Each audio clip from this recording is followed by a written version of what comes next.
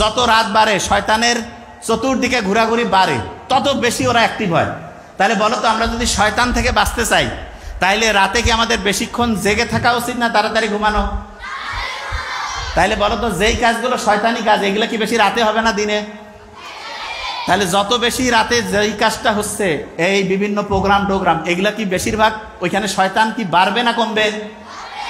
তাহলে বলো তো, শয়তান থেকে বাঁচতে চাইলে দেরিতে ঘুমাবা না তাড়াতাড়ি? শয়তান যদি ব্রেনের মধ্যে ঢুকে ব্রেনের পাওয়ার বাড়াবে না কমাবে? তাইলে বলো তো, ব্রেনের পাওয়ার বাড়াইতে চাইলে তাড়াতাড়ি ঘুমাবা না দেরিতে? আচ্ছা, আর সকালে যখন ঘুম থেকে উঠে যখন ফজরের নামাজ পড়বা না, শয়তান একদম দূর, যে বাবা এর সাথে থাকা যাবে না। কেন? কারণ জানে যে শয়তানের কথা মতো চলবে না। ফজরের নামাজ যখনই পড়লা, সারাদিন শয়তান কাছে এর সাথে থাকি লাভ নাই। তাহলে শয়তান থেকে যদি সারাদিন বাঁচতে চাই, ফজরের নামাজ পড়বো কি পড়বো না? তাইলে বলো তো, রাতে তাড়াতাড়ি ঘুমাবা না দেরিতে? ফজরে উঠে কি করবা? নামাজ পড়বা কি পড়বা না? আচ্ছা, নামাজ যখন পড়লা, বড় বড় সব শয়তান চলে গেল, ছোটখাটো দুই একটা শয়তান থাকে, ওদেরকে কি কাছে রাখতে চাও না দূরে সরাইতে চাও? ওই সময় একটু কোরআন পড়বা। কি পড়বা?